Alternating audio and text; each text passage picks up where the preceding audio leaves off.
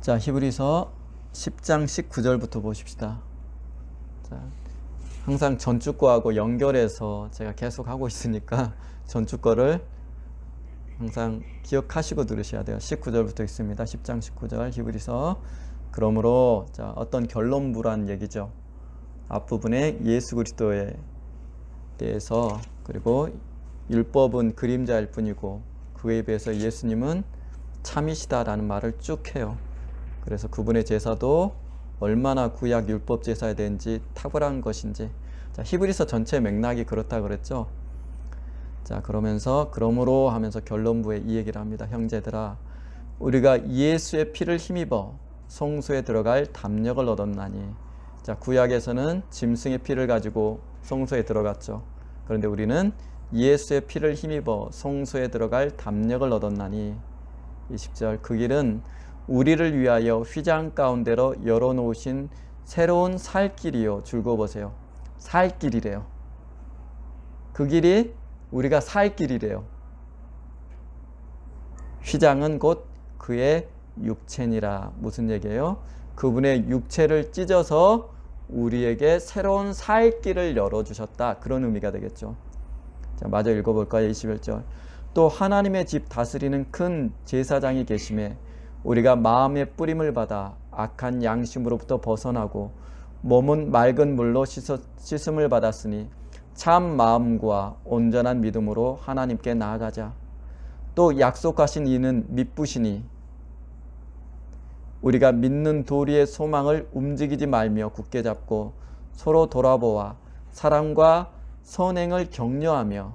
25절, 모이기를 피하는 어떤 사람들의 습관과 같이 하지 말고 오직 권하여 그날이 가까움을 볼수록 더욱 그리하자. 아멘. 자, 소망을 굳게 잡으라, 이런 맥락이죠. 자, 이제 지난주에 좀 계속 어려운 얘기를 많이 제가 드리고 있어요. 여러분들한테 처음 듣는 얘기도 많으실 것이고, 근데 성경이 말하고 있기 때문에 그대로 전하는 것이고요. 선택은 여러분들이 하실 거예요. 자, 신명기에 나오듯이 하나님께서는 선택을 우리에게 맡기셨어요. 사는 것도 여러분의 선택이고 망하는 것도 여러분의 선택이에요. 하지만 하나님께서는 생명을 택하기를 원하셔서 생명을 택하라라고 신명기에 말씀하시죠. 그러니까 예수 믿는 건 장난 아니에요. 그래서 정말 장난 아니에요. 그걸 어떻게 했으면 모든 것을 팔아서 보석이 감추인 그 밭을 사라고까지 말씀하시죠. 그만큼 중요해요. 자, 지난주에 우리가 산자를 위하여 죽은 자에게 구하겠느냐라는 말씀 나눴죠. 기억나시죠? 이사야서의 말씀. 그리고 그 산자는 문맥을 보면 백성들을 말해요. 그리고 백성들이 죽은 자에게 구하러 가는 거예요. 죽은 자에게. 그리고 그 죽은 자는 친접한 자, 곧 귀신 들려 점치는 자, 무당이죠. 그렇죠? 그들이 죽은 자를 의지해서 산자들의 고민을 들어주는 거죠. 그런 문맥이죠. 그러면 거기서 말한 죽은 자를 달리 해석할 여지가 없어요. 왜냐하면 산자가 백성, 윗구절에 위에 있는 상반절에 있는 백성임이 너무나 명백하기 때문에 그래요. 근데 자꾸 이 죽은 자를 다른 식으로 해석하려고 그래요. 그럴 이유가 없어요. 자, 중요한 것은 그 죽은 자가 그렇다면 신접한 자 그 안에, 곧 세상 안에 있다라는 게 너무 명백하다라는 거예요. 자, 그럼 이제 과거 했던 걸로 이걸 머릿속에 담고 이제 오늘 이 얘기를 해봅시다. 자, 세상이라는 것이 그래서 어떤 것인지 명확하게 알 필요 있어요. 제가 자꾸 이 그림 그리죠. 자, 성경이 말하는 세상은 사람을 가리키기도 하고 우주를 포함한 이 전체를 가리키기도 해요. 자, 하나님께서 세상을 사랑하사 할 때 세상은 이 우주 전체를 말하는 게 아니죠. 누구요? 그렇죠, 우리 인간. 그래서 문맥을 보는 게 굉장히 중요해요. 자, 여기서 말하는 세상은 자, 우주 전체예요. 지금 제가 여기 그린 거는. 자, 여기에 많은 별들이 있어요. 그런데 성경은 뭐라고 얘기하냐면 구원이라는 것은 반드시 세상 밖에서 세상 안으로 들어와야 된다라고 얘기했죠. 왜 예수만이 구원인가 제가 설명드렸죠. 왜요? 예수만이 하늘에서 오셨기 때문에 그래요. 그래서 요한복음 쭉 보면 나는 하늘에서 왔다. 그는 위로부터 오신 분이다. 이런 얘기 많이 하죠. 그렇죠? 예수님만 그래서 구원이 가능해요. 그래서 자, 빛도 세상 밖에서 세상 안으로 들어오는 거고 생명도 세상 밖에서 세상 안으로 들어오는 거죠. 교회도 예수로 말미암아 세상 밖에서 세상 안으로 들어와서 교회가 설립되는 거죠. 우리가 교회라 그랬죠. 예수를 믿는 우리가. 건물이 아니에요. 기독교는 성전이 없는 종교예요. 자, 구약 이미지를 따다 자꾸 성전 하는데 기독교는 성전이 없어요. 그죠? 건축물로 된 성전이 존재하지 않는 게 기독교예요. 그분이 우리 안에 오셔서 우리가 교회가 되는 거예요. 자, 교회가 설립돼요. 뭐 전부 빛도 생명도 교회도 구원도 세상 밖에서 투입돼서 들어와요. 우주 밖에서. 곧 하늘에서. 그러면 세상에 어떤 곳이기 때문에 세상 밖에서만 이것들이 들어와야 되냐고요. 자, 성경이 세상을 빛이 어둠에 비치되 라고 어둠이라고 그러죠. 그리고 흑암이라고 부르기도 해요. 그렇죠. 그렇죠. 그리고 요한일서 보면 세상은 악한 자에게 처해 있다 라고 얘기했죠. 악한 자가 지배하는 곳이다 라고 표현한다는 거예요. 그리고 요한복음 예수님은 세상 임금이 마귀다 하면서 세상의 상태를 이렇게 표현해요. 그리고 마태복음 4장에 보면 세상을 사망의 땅이라고 불러요. 그럼 세상이 어떤 곳인지 감이 잡히시죠? 외부에서 빛도 생명도 교회도 구원도 들어와야 될 만큼 세상은 어둡고 사망이 가득한 곳이에요. 그러니까 세상에는 구원이 없죠. 여러 번 이 얘기했죠. 이걸 이해하시면 돼요. 이걸 이해하시면 인간도 금방 이해할 수 있어요. 자, 그래서 자, 마태복음 4장에 있던 말 하나만 써볼게요. 세상은 사망의 땅과 그늘 이렇게 돼 있죠. 마태복음 4장에 이사야에서 나오는 말을 그대로 끌어온 거예요. 마태가 사망의 땅 이렇게 정의해 봅시다. 하나만, 여러 말이 있지만 사망의 땅이에요. 자, 그러면 세상이 이런 곳이기에 당연히 세상은 사랑의 대상이에요? 아니에요? 아니에요. 교회를 세우시면서 예수님이 음부의 권세가 이기지 못하리라 하면서 이 세상을 음부의 권세가 지배하는 곳, 직역하면 지옥의 권세가 지배하는 곳이라고 말씀하셨죠. 그러니까 세상을 사랑할 곳이 아니에요. 사도 요한이 요한 1세에 얘기를 하죠. 세상을 사랑하지 말라. 너희가 육신의 종과 안목의 종과 이생의 자랑 모든 것이 세상에서 나온 것이야. 그러니 세상의 사랑의 대상이 아니야 라고 얘기를 하죠. 너무나 당연한 거죠. 왜? 세상이 사망의 땅이기 때문에 그래요. 보기는 그럴듯해도 세상은 결국 여러분을 죽음으로 이끌게 돼 있어요. 왜? 사망의 땅과 그늘이기 때문에 그래요. 근데 우리는 세상을 사랑하며 살죠. 자, 이런 어둠 가득한 사망의 땅의 세상에서 사람 한 명을 그려보겠습니다. 사람의 상태는 어때요? 성경은 창세기부터 인간의 생각은 항상 악하다라고 얘기해요. 자, 악과 죄는 인과관계에 있는 단어이기 때문에 같은 단어로 이해해도 무방을 해요. 자, 하나님이 더럽게 여기시는 인간은 악하다 얘기하죠. 인간의 마음은 세상에서 가장 더럽다라고 예레미야에서도 얘기하죠.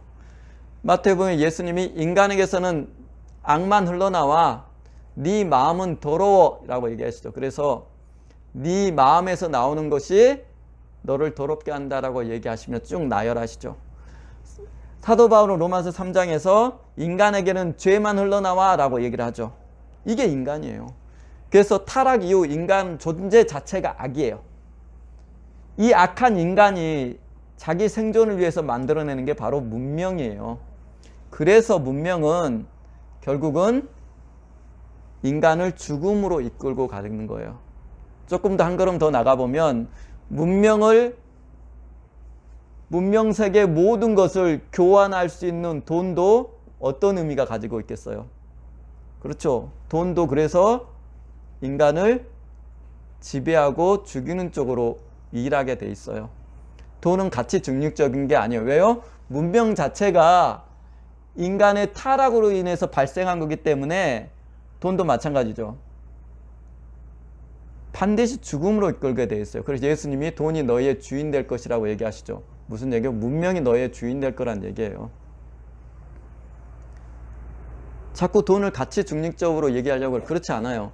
돈의 탄생의 기원이 문명과 괴를 같이 하기 때문에 가치 중립적인 게 아니에요. 그래서 예수님이 씨 뿌리는 비유에서 재물의 유혹이란 말 쓰죠. 그죠? 재물 자체가 힘을 갖고 있어요. 문명 자체가 힘을 갖고 있어요. 그 주인이 누구기 때문에? 마귀이기 때문에 그래요. 돈을 사랑하는 것이, 사랑하지 말라고 사도가 얘기하지만 그 사랑함 자체도 문제지만 돈 자체가 우리를 이끄는 힘을 가지고 있어요. 예수를 통해서 돈을 지배할 것인가, 돈에 지배당할 것인가, 문명에, 그거는 여러분의 선택이에요.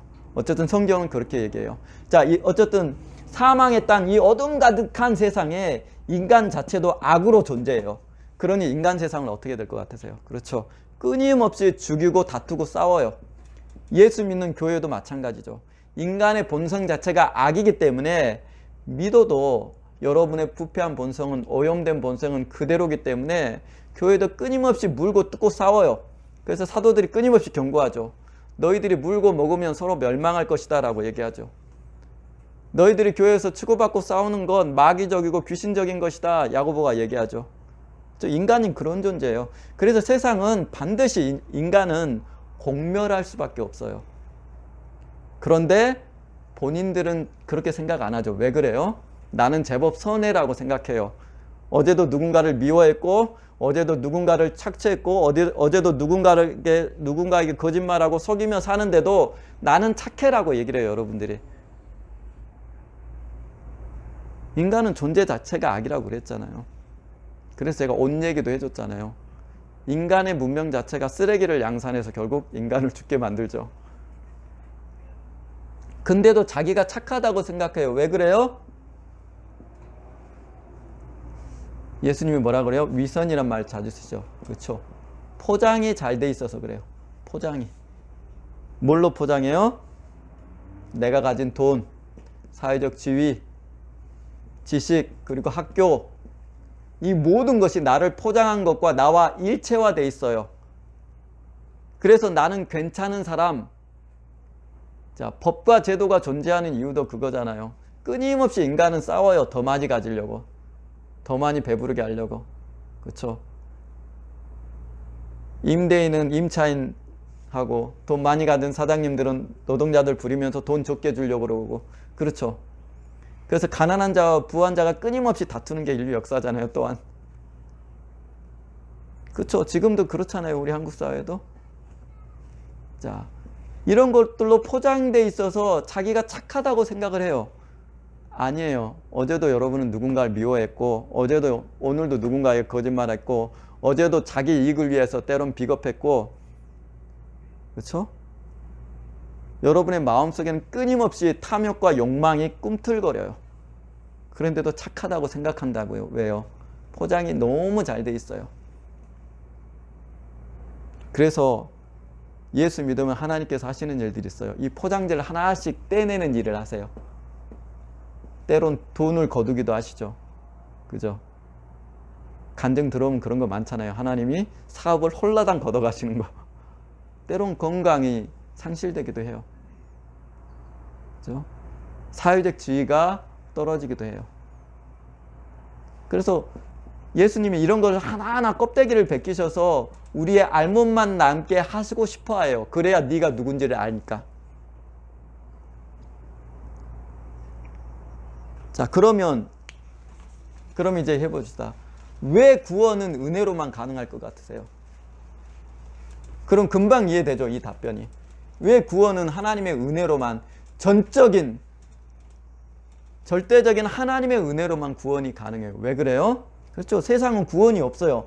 인간도 악 자체고 세상 자체도 어둠이고 사망이기 때문에, 자, 세상을 사망의 땅이라 불렀죠. 로마서 7장에 사도 바울은 자기의 몸을 뭐라 그래요? 사망의 몸에서 누가 나를 건져내랴. 그 사망의 몸이라고 부르죠. 세상에서도 인간에게서도 구원이 없으니 그렇죠? 구원은 반드시 하나님의 절대적인 은혜로서만 가능한 것이에요. 그래서 그분의 은혜 베푸심으로만 구원이 가능하다는 것이에요. 그리고 이때 구원을 스스로 만들어낼 수 없고 찾을 수 없는 인간을 신학에서 뭐라고 부르냐면 전적 문욱, 전적 타락 이렇게 부르죠. 들어보셨죠? 그런 얘기. 인간은 스스로 구원을 만들어낼 수가 없어요. 그래서 구원은 하나님의 은혜 베푸심으로만 가능해요. 은혜 베푸심으로만. 하나님의 전적인 은혜예요. 그분의 시의 베푸심이에요. 자, 이제 여기까지 했습니다. 좀 더 나가봅시다. 그러면 이게 세상이에요. 그런 인간을 하나님께서 살리기 위해서 세상에 구원의 행동을 시작하세요. 그게 뭐예요? 하나님의 말씀을 세상에 보내시기 시작한 것이에요. 자, 아담에게도 하나님의 말씀을 주셨죠. 먹지 말라는 명령. 그게 아담을 살리는 거예요. 자, 그렇듯이 하나님께서 세상 가운데 죄범한 인간을 구하기 위해서 구원의 행동을 시작하실 때 두 가지 양상으로 하세요. 첫째가 뭐냐면은 율법을 주신 거예요. 지금 히브리서가 구약의 율법 아래 있는 것들과 예수 그리스도의 진리, 예수로 말미암은 진리 두 개를 예수를 비교하고 있어요. 그 다음이 진리 이 두 가지예요. 율법도 하나님의 말씀이고 예수로 말미암은 진리도 하나님의 말씀이죠. 율법은 거룩하고 선하다고 사도가 로마서 7장에 얘기하죠.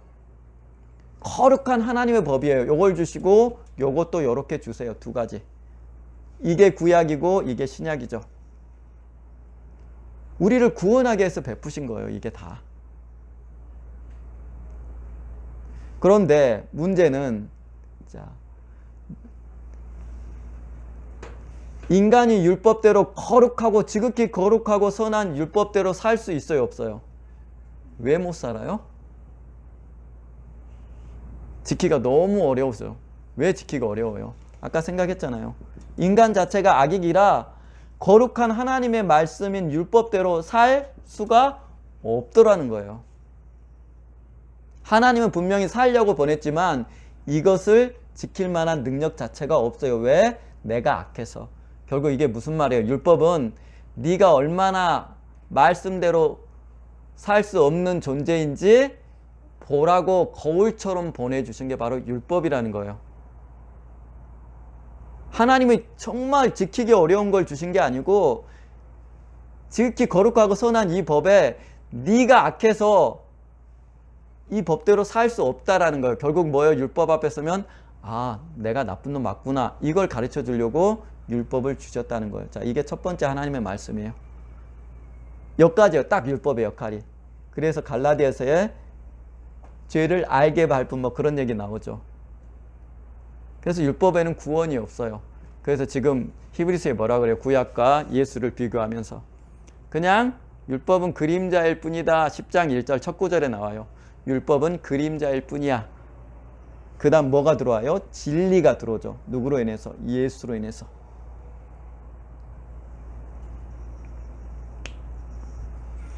그러니까 율법은 사람을 살게 할 수가 없어요. 그래서 히브리서에 능히 살게 하는 것이 율법으로 말미암았으면 진리가 들어왔겠어요? 안 들어왔겠어요? 안 들어왔겠죠. 단지 네가 나쁜 놈인 것만 좀 알아. 그것만 가르쳐 준 것 뿐이에요. 그래서 히브리서 기자도 자, 율법과 진리, 예수님의 역할을 이렇게 구분을 하죠. 자, 다시 말해서 율법은 네가 죄인이야. 이것만 가르쳐 준다는 거예요. 그게 끝이에요. 그런데 진리는 어떻게 해요? 그렇죠.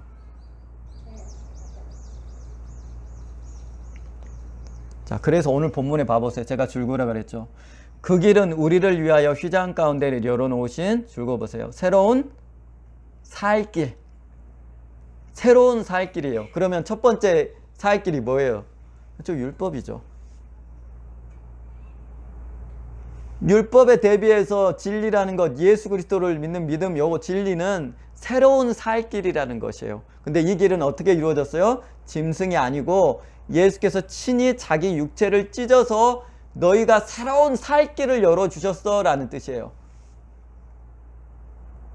뭐가 전제되어 있는 얘기예요? 야, 니네 여기서 그대로 갇혀있으면 죽어. 그런 얘기예요. 니네 이대로 살면 죽어.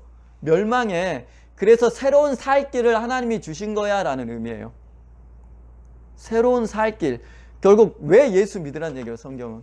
그렇죠? 네가 살려면 예수 믿으란 얘기예요. 네가 살 길 찾고 있지? 살 길은 예수밖에 없어 라는 얘기하는 거. 지금 오늘 본문이 심각한 얘기하는 거예요. 그렇지 않으면 너 망한다는 거예요. 그러니까 새로운 살 길이라는 거예요. 근데 이해되죠? 왜? 세상 자체가 사망이 지배하는 곳, 죽음의 장소예요. 살 길이 없어요, 인간이. 거기서 유일한 살 길을 열어주셨어요. 하늘 가는 길. 자기 육체를 찔러서. 그래서 네가 살려면 예수 믿어. 그런 얘기 지금 하고 있는 거예요. 예수 믿는 게 너의 살 길이야. 선택은 네가 해. 율법 아래서 그림자만 붙들고 있을래? 자, 히브리서 배경 설명드렸죠. 유대교에서 그리스도인이 됐던 사람들이 다시 유대교로 돌아갈 것을 염려해서, 그래서 이미 유대인이기 때문에 이들은 구약 율법에 빠삭한 사람들이죠.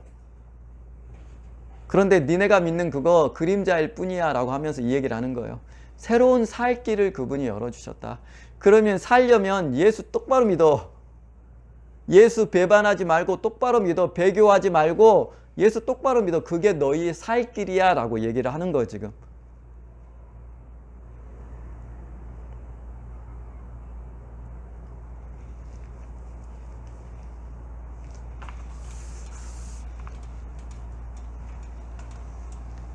자, 그래서 자기가 누구인지 면밀히 자기를 들여다보면 예수 안 믿기가 어려워요. 제가 박재성님한테 그 얘기 드렸는데 예수 안 믿는 게 더 이상해요. 여러분 왜 사랑하며 살 수 없어요? 왜 이렇게 미워하면서 남 비난하면서 살아요? 하루 종일 누군가 칭찬하고 감사하면서 살아요? 아니면 대부분 남의 험담하면서 비판하면서 살아요? 후자죠. 그게 인간의 본성이에요. 왜 여러분의 그 많은 재산 나누며 살 수 없어요? 그렇죠? 더 갖고 싶거든요, 여러분들. 너가 더 벌고 너가 더 많은 이익을 챙겨. 이게 자본주의죠. 돈 더 많이 벌어. 왜 여러분을 사랑하며 살 수 없고 자기의 재물을 나누며 살 수 없어요? 인간 본성이 그러기 때문에 그래요. 그래서 자기 내면을 들여다보면 이 사망의 몸에서 누가 나를 건져내랴라고 고백 안 할 수가 없어요.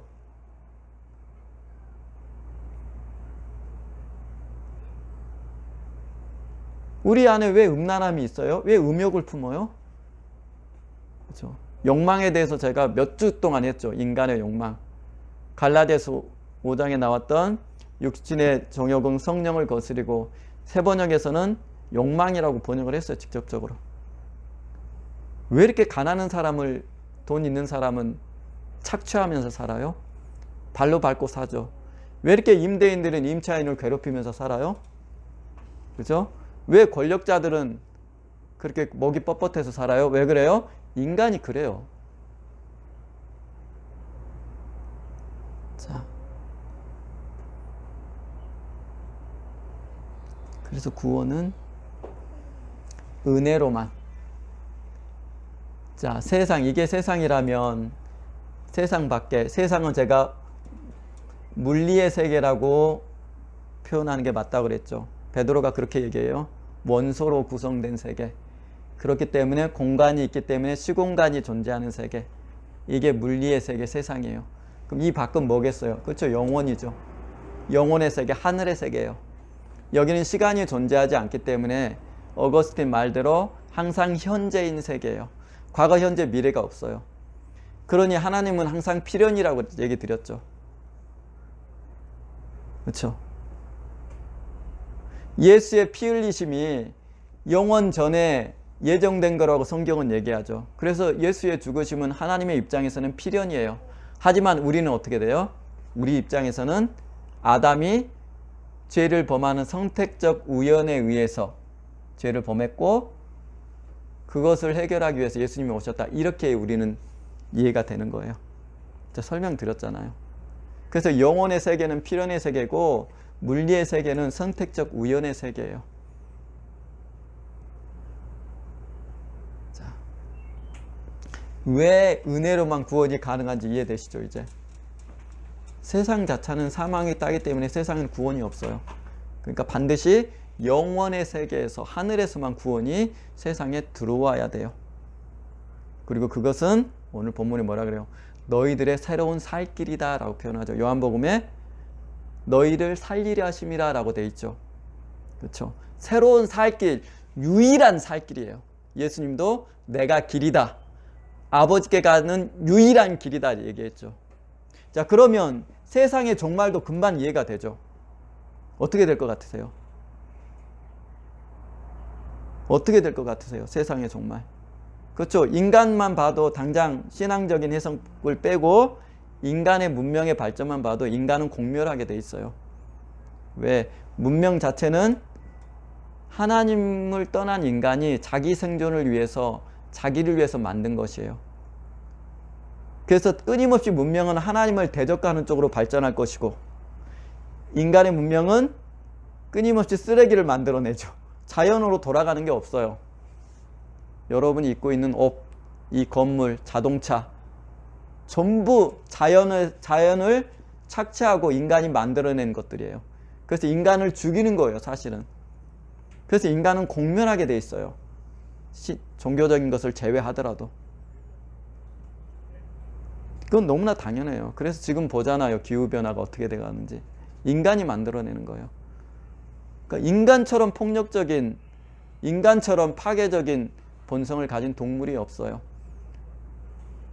인간만 그래요. 근데 자꾸 여러분이 여러분을 착하다고 생각해요. 산짐승들은 자연을 파괴하지 않아요. 스스로 조절해요. 하지만 인간은 그렇지 않아요. 인간이 가장 악해요. 그런데 이걸로만 끝나면 좋은데 이 안에 뭐가 있어요? 인간은 영이 있다는 거예요. 동물인데 영이 부여된 동물이기 때문에 구원의 문제가 생기는 거예요.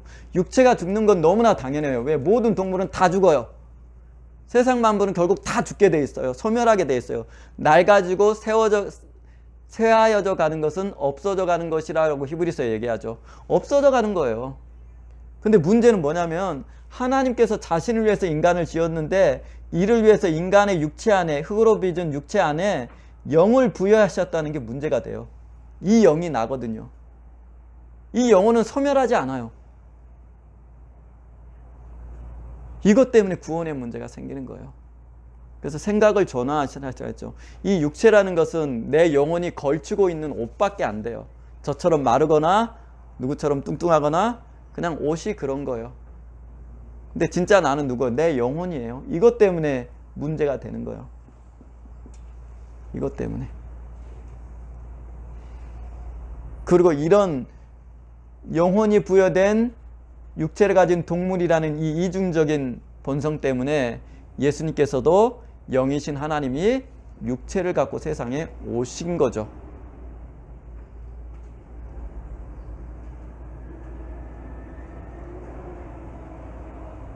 자, 이것만 기억합시다. 왜 구원은 은혜로만 가능해요? 네, 인간 자체가 악이고 인간한테는 구원이 나지 않아요. 세상에는 구원이 없어요. 그리고 세상은, 이 물리의 세계는 사도 베드로의 고백처럼 불타 사라질 곳. 그럼 이 물리의 세계에 누가 임금이에요? 마귀가 있죠. 그의 사자들이 있죠. 믿지 않는 사람들이 있죠. 이꼬르 귀신들이 있죠. 그렇죠. 이 안에 들어있는 채로 지옥불에 던져진다는 게 너무나 논리적으로 당연해요. 굉장히 쉽죠, 이해가. 그러니까 세상 사랑하며 살지 마세요. 세상은 결국 우리를 멸망으로 이끌게 돼 있어요. 자, 두 번째, 왜 예수 믿어야 되냐? 오늘 본문에 보니까 새로운 살길, 살기 위해서 믿는 거예요. 그래서 믿어도 좋고 안 믿어도 좋고 그게 아니에요. 안 믿으면 끝장이에요.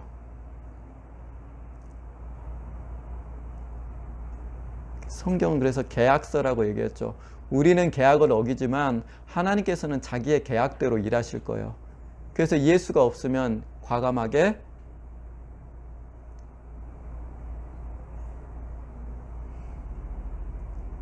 자, 게엔나 그게 쓰레기장의 번역이라고 그랬죠. 버리시는 거예요.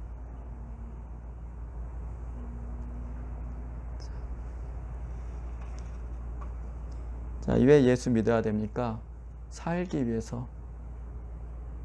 네가 살기 위해서 예수 믿어야 돼 라고 답하시면 돼요. 자, 오늘 여기까지 하십시다.